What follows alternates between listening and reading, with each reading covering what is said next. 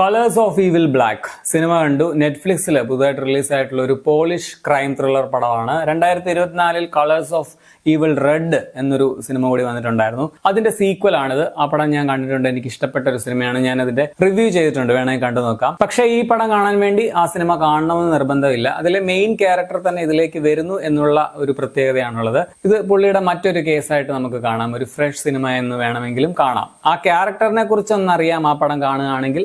അത്രയേ ഉള്ളൂ. ഇതിന്റെ ഡയറക്ടർ അഡ്രിയാൻ പനക്കാണ്. അപ്പോൾ ഇന്ന് ഈ പോളിഷ് ക്രൈം ത്രില്ലർ സിനിമയെ കുറിച്ച്. കാടിനോടടുത്ത് ചെറിയൊരു ടൗണിൽ ഒരു കുട്ടിയെ കാണാതാവുന്നതും അതിന്റെ പിന്നിലെ അന്വേഷണവും അത് കണ്ടെത്തുന്ന ചില വലിയ നിഗൂഢതയും ഒക്കെയാണ് ഈ സിനിമ പറയുന്നത്. പടം എങ്ങനെയുണ്ടെന്ന് ചോദിച്ചാൽ ഇൻട്രസ്റ്റിംഗ് ആണ്. ഒരു തവണ കണ്ടിരിക്കാവുന്ന ഒരു മിസ്റ്ററി ത്രില്ലർ സിനിമയാണ്. മസ്റ്റ് വാച്ച് അല്ല എന്ന് പറയാം. ഭയങ്കര ഫ്രഷ് ആയിട്ടുള്ള ഒരു ഐറ്റം ഒന്നുമല്ല. എല്ലാവർക്കും ഇതിന്റെ കഥ പറച്ചിൽ സ്റ്റൈൽ ഇഷ്ടമാകണമെന്നുമില്ല. കുറച്ച് സ്ലോ പേസിൽ പോകുന്ന ഒരു കഥയാണ് ഇതിനുള്ളത്. എനിക്ക് പേഴ്സണലി ഈ ഒരു ടൈപ്പ് പടങ്ങൾ കണ്ടിരിക്കാൻ ഭയങ്കര ഇഷ്ടമാണ്.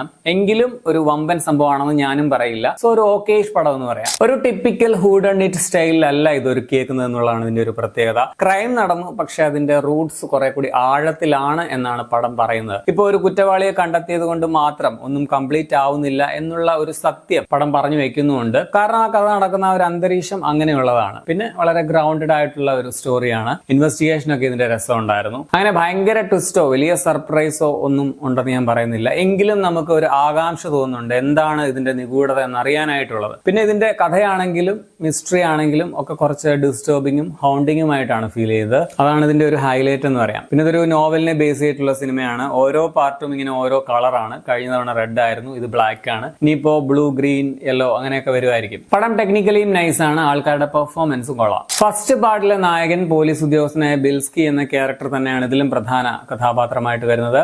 യാക്കൂബ് ഗേർസൽ, പ്രൊനൗൺസിയേഷൻ കറക്റ്റ് ആയിരിക്കില്ല മിക്കവാറും. പുള്ളിയാണ് ഇതിൽ നായകനായിട്ട് വരുന്നത്. നല്ല പ്രകടനമാണ്. ജൂലിയ എന്ന നായികയായിട്ട് വരുന്ന മരിയാന സെഡക് ഉൾപ്പെടെ വേറെയും കുറച്ച് ഇൻട്രസ്റ്റിംഗ് ആയിട്ടുള്ള കഥാപാത്രങ്ങളുണ്ട്. ഇതിൽ അഭിനയിച്ച കുട്ടികളും നല്ല പെർഫോമൻസ് ആയിരുന്നു. ടെക്നിക്കൽ സൈഡിൽ ഇതിന്റെ നല്ല ക്യാമറ എഡിറ്റിംഗ് ഒക്കെയാണ്. ഭയങ്കര രസമുള്ള ലൊക്കേഷൻ ആണ്. ആ ഒരു നാട് കണ്ടാൽ തന്നെ ഒരു മിസ്റ്ററി നമുക്ക് ഫീൽ ചെയ്യും. അവിടുത്തെ വീടുകള്, കാടിനോട് ചേർന്ന് കിടക്കുന്ന ആ ഒരു സ്ഥലം കണ്ടിരിക്കാൻ ഇത് ഭയങ്കര രസമാണ്. പിന്നെ ബാക്ക്ഗ്രൗണ്ട് സ്കോർ അല്ല, ഇതിലൊരു പിള്ളേരുടെ ഒരു പള്ളിപ്പാട്ട് പോലെ ഒരു സോങ് ഉണ്ട്. ഇടയ്ക്കിടയ്ക്ക് ബാക്ക്ഗ്രൗണ്ട് സ്കോർ പോലെ അത് വരുന്നുണ്ട്. അത് കുറച്ച് ഹോണ്ടിങ് ആയിരുന്നു. ഇനി നെഗറ്റീവ്സ് പറയുകയാണെങ്കിൽ ചെറിയ ചില ലോജിക്കൽ പ്രശ്നങ്ങളൊക്കെ നമുക്ക് തോന്നും. ഈ നാട്ടിൽ എന്താ CCTV ഒന്നുമില്ല എന്നുള്ളതായിരുന്നു എനിക്ക് ആദ്യം തോന്നിയ കാര്യം. അങ്ങനെ കുറച്ച് ഡൗട്ട്സ് ഒക്കെ വരും. പിന്നെ ചില സപ്പോർട്ടിംഗ് ക്യാരക്ടേഴ്സിന്റെ ഒക്കെ പെർഫോമൻസ് ചിലയിടങ്ങളിൽ അല്പം ഡൗൺ ആയിട്ട് ഫീൽ ചെയ്തു. ശരിക്കും പറഞ്ഞാൽ കുറച്ച് ഇമോഷണൽ ഡെപ്ത് വേണ്ട ഒരു കഥയാണ്. പക്ഷെ മൊത്തത്തിൽ കുറച്ച് ഡൗൺ ആയിട്ടാണ് ഇതിന്റെ ഇമോഷണൽ സൈഡ് എനിക്ക് തോന്നിയത്. പിന്നെ പറഞ്ഞതുപോലെ പടം സ്ലോ പേസ്ഡ് ആണ്. സോ ഫാസ്റ്റ് പേസ്ഡ് ആക്ഷൻ പടങ്ങളൊക്കെ മാത്രം ഇഷ്ടപ്പെടുന്നവർ ഈ വഴി വരികയേ വേണ്ട.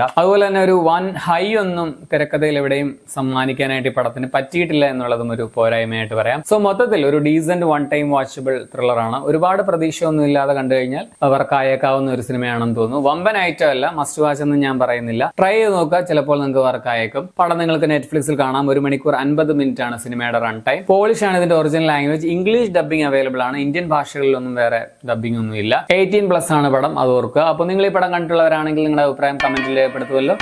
ശരി.